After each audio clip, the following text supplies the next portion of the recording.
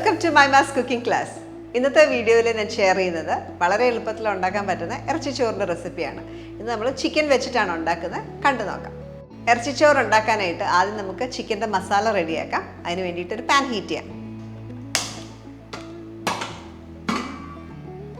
പാനിലേക്ക് കുറച്ച് വെളിച്ചെണ്ണ ഒഴിക്കാം. ഞാൻ 2 ടേബിൾ സ്പൂണോളം വെളിച്ചെണ്ണ ഒഴിച്ചു. വെളിച്ചെണ്ണയോ സൺഫ്ലവർ ഓയിലോ ഏത് ഓയിലോ ഉള്ളതെന്ന് വെച്ചാൽ അത് യൂസ് ചെയ്യാം. എണ്ണ നന്നായിട്ട് ചൂടായി ഇതിലേക്ക് 2 സവോള സ്ലൈസ് ചെയ്തത്,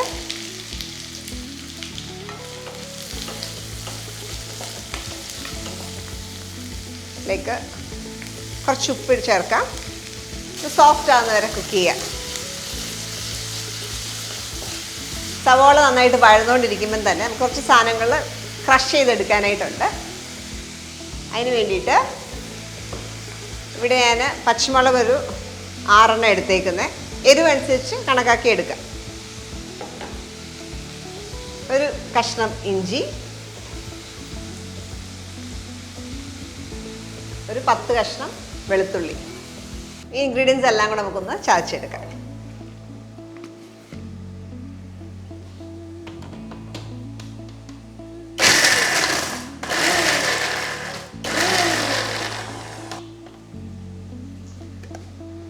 ഒന്ന് ക്രഷ് ചെയ്തെടുത്തു. സവോള ഒന്ന് സോഫ്റ്റ് ആയി കഴിയുമ്പോൾ ഈ ചതച്ച മിക്സർ നമുക്ക് ഇതിനകത്തേക്ക് ചേർക്കാം.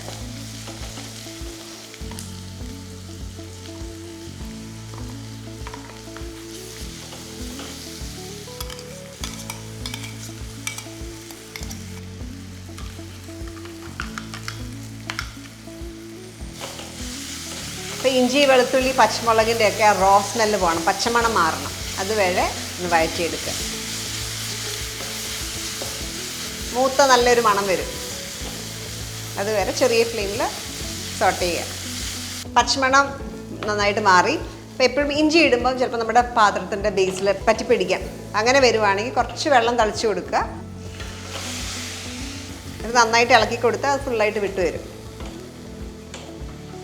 അപ്പോൾ ഇതിൻ്റെ റോ സ്മെല്ലെല്ലാം മാറി. ഇനി നമുക്ക് ഇതിനകത്തേക്ക് മസാലപ്പൊടികൾ ചേർക്കാനായിട്ടുണ്ട്. അതിന് വേണ്ടിയിട്ട് ഇവിടെ ഞാൻ എടുത്തേക്കുന്നത് Kashmiri chilli powder 1/2 teaspoon,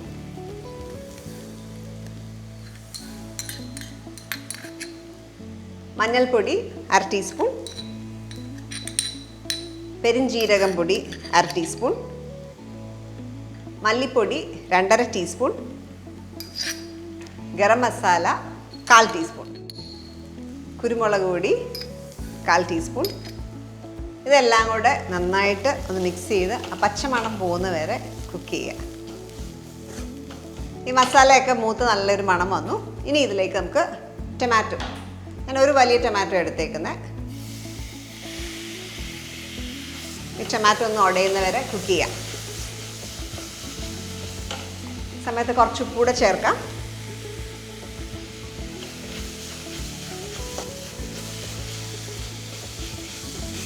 okay, അപ്പോൾ ഇത് ഉടനെ നല്ല സ്മൂത്ത് പേസ്റ്റായി. ഇനി നമുക്കിതിനകത്തേക്ക് ചിക്കനും മല്ലിയിലേക്ക് ചേർക്കാം. ഇവിടെ എടുത്ത് വെച്ചേക്കുന്ന 600 ഗ്രാം ചിക്കനാണ്. ഇത് ഇച്ചിരി മഞ്ഞളും ഉപ്പും പുരട്ടി വെച്ചേക്കുന്നതുകൊണ്ടാണ് ഈ ഒരു കളർ. കുറച്ച് നേരം ഒരു 10 മിനിറ്റ് മഞ്ഞളും ഉപ്പും പുരട്ടി വെച്ചിട്ട് നന്നായിട്ടൊന്ന് റിൻസ് ചെയ്തെടുക്കുന്നതാണ്. ഇതിനകത്തേക്ക് ചേർക്കാം. ഇതിനൊപ്പം 1/4 കപ്പ് ചോപ്പ് ചെയ്ത് 1/4 കപ്പ് നിറച്ചുണ്ട് മല്ലിയില, കുറച്ച് പുതിന ഇല, കുറച്ച് കറിവേപ്പില.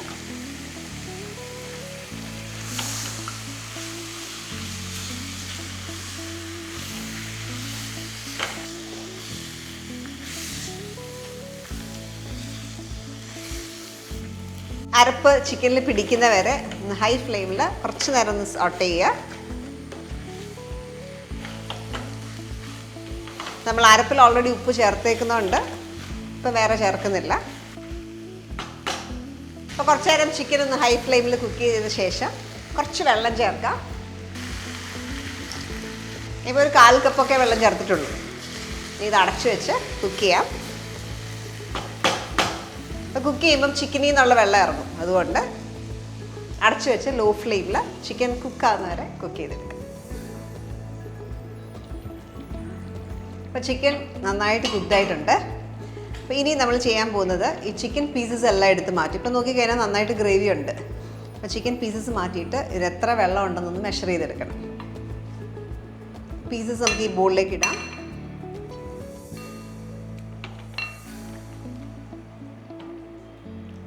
ചെറുതാക്കി നുറുക്കിയ പീസസ് എടുക്കുന്നതാണ് നല്ലത് ചിക്കന്. ഇത്തിരി വലിയ പീസസ് ഇറച്ചിച്ചോറിന് നല്ലതല്ല. അപ്പം ചെറിയ പീസസ് എപ്പോഴും നല്ലത്.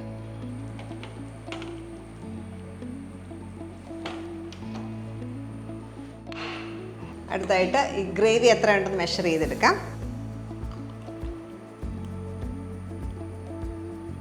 നമുക്ക് ഏകദേശം ഒരു 3/4 കപ്പേ ഉള്ളൂ. അപ്പം ബാക്കി വെള്ളം വേണം ചേർക്കാനായിട്ട്.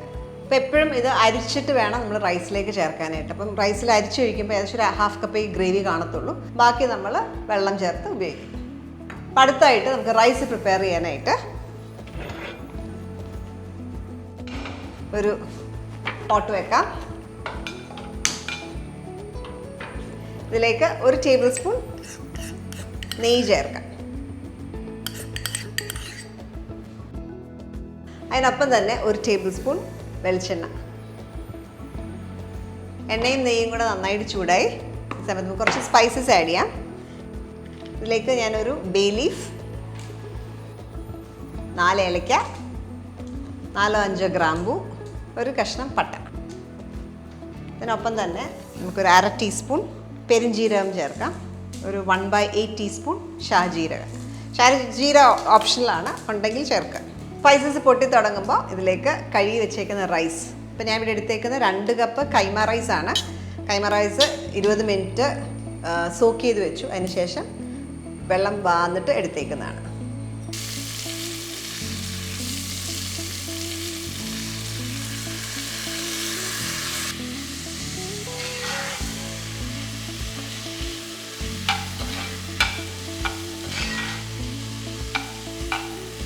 അരിയിട്ട് ഒന്ന് ചെറുതായിട്ട് സോട്ട് ചെയ്തു. നമുക്കിതിനകത്തേക്ക് വെള്ളം ചേർക്കണം. അപ്പോൾ നമ്മൾ ഓൾറെഡി ഇറച്ചി കുക്ക് ചെയ്ത വെള്ളം ഉണ്ടല്ലോ, അപ്പോൾ അത് ആദ്യം ചേർക്കാം. അത് ഞാൻ അരിച്ചെടുത്തു. അതിൻ്റെ അരപ്പുകളെല്ലാം മാറ്റി ഇറച്ചിയിലേക്ക് തിരിച്ചിട്ടു. ഇവിടെ എനിക്കൊരു ഏകദേശം 3/4 കപ്പ് തന്നെ ഉണ്ട്. മൊത്തം നമുക്ക് 3 കപ്പ് വെള്ളമാണ് വേണ്ടത്. 2 കപ്പ് അരിയാണല്ലോ ഉപയോഗിച്ചേക്കുന്നത്. അപ്പോൾ 1 കപ്പിന് 1.5 കപ്പ് എന്നുള്ള കണക്കിൽ മൊത്തം 3 കപ്പ് വെള്ളം വേണം ചേർക്കാൻ. അപ്പോൾ എത്ര അരപ്പിൻ്റെ വെള്ളം ഉണ്ടോ അത് മൊത്തം എടുക്കുക. ബാക്കി വെള്ളം വെച്ച് ടോപ്പ് ചെയ്യുക.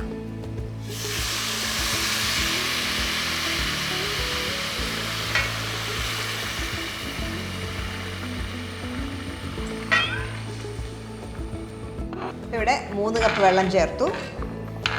ഇനി ആവശ്യത്തിന് ഉപ്പും കുറച്ച് നാരങ്ങ നീരൂടെ ചേർക്കാം.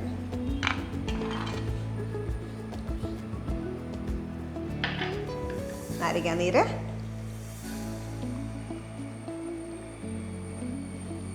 ഇനി ഇത് അടച്ച് വെച്ച് ചെറിയ ഫ്ലെയിമിൽ കുക്ക് ചെയ്യാം. ഇടയ്ക്ക് ചോറൊന്ന് ചെക്ക് ചെയ്യാം. അപ്പം നോക്കിക്കഴിഞ്ഞാൽ ഓൾമോസ്റ്റ് വെള്ളം എല്ലാം പറ്റി കഴിഞ്ഞിട്ടുണ്ട്. വളരെ കുറച്ച് വെള്ളമയം കൂടെ ഉണ്ട്. ഈ ഒരു സമയത്ത് ചിക്കനിൻ്റെ പുറത്തേക്ക് ആഡ് ചെയ്യാം.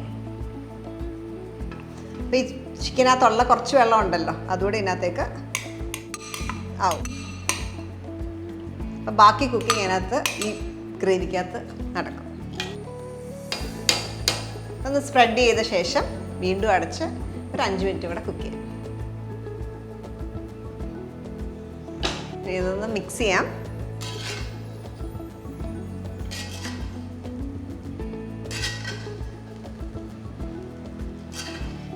അരി കുഴയാതെ ഈ ഒരു പരുവത്തിന് തന്നെ കറക്റ്റ് വെള്ളം ഒഴിച്ചെടുത്താൽ കറക്റ്റായിട്ട് കിട്ടും. വെള്ളം എല്ലാം നന്നായിട്ട് പറ്റി ഫുൾ ഡ്രൈ ആയി. ഇനി നമ്മളിത് അടച്ച് കുറച്ച് നേരം കൂടെ വെക്കണം. ഉടനെ എടുത്ത് കഴിഞ്ഞാൽ കുഴഞ്ഞ പോലെ ഇരിക്കും. അപ്പോൾ അത് അവോയ്ഡ് ചെയ്യാനായിട്ട് മിക്സ് ചെയ്ത ശേഷം വീണ്ടും ഒന്ന് അടച്ച് കുറച്ച് നേരം ഒന്ന് വെക്കാം. ഫ്ലെയിം ഓഫ് ചെയ്തിട്ട്.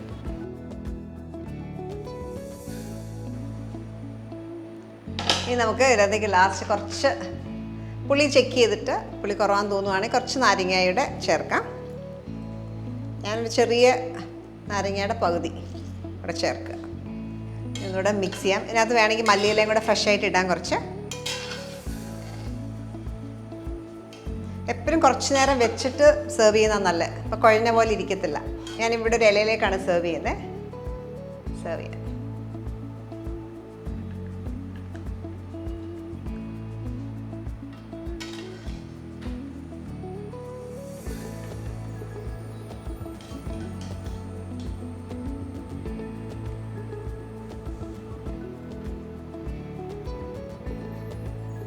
നമ്മുടെ ഇറച്ചി ചോറ് റെഡിയായി. അപ്പോൾ ഇത് കുറച്ച് നിങ്ങൾക്ക് കൊറിയാൻഡർ ലീവ്സ് മല്ലിയില വെച്ചിട്ട് ഗാർണിഷ് ചെയ്യാം. അപ്പോൾ നല്ല ടേസ്റ്റിയാണ്. നമ്മുടെ ബിരിയാണിയുടെ അത്രയും വർക്കില്ല, വളരെ എളുപ്പത്തിൽ ഉണ്ടാക്കാവുന്ന ഒരു ഡിഷാണ്. അപ്പോൾ നിങ്ങൾ ട്രൈ ഔട്ട് ചെയ്യുക. ഇത് സെർവ് ചെയ്യുമ്പം കുറച്ച് സാലഡും നാരങ്ങ അച്ചാറും പപ്പടത്തിൻ്റെ കൂടെ ഒക്കെ സെർവ് ചെയ്യാം. അപ്പോൾ ട്രൈ ഔട്ട് ചെയ്തിട്ട് നിങ്ങളുടെ ഫീഡ്ബാക്ക് അറിയിക്കുക. നല്ല വീഡിയോസ് നമുക്ക് വീണ്ടും കാണാം. Stay tune to Mymas cooking class.